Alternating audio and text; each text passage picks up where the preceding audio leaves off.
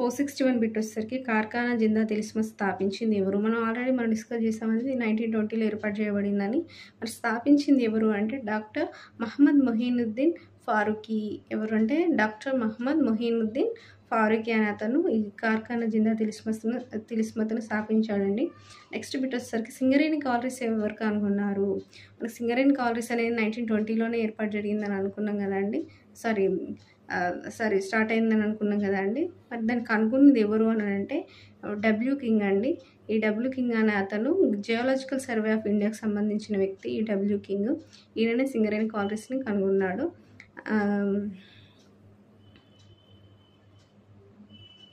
అంతేకాకుండా మనకి ఈ సింగరేణి కాలరీస్ కంపెనీ లిమిటెడ్ని ఏర్పాటు చేసింది ఎవరు అని అంటే హైదరాబాద్ డెక్కన్ మైనింగ్ కంపెనీ అండి. హైదరాబాద్ డెక్కన్ మైనింగ్ కంపెనీ అనేది లండన్ చెందింది ఇది.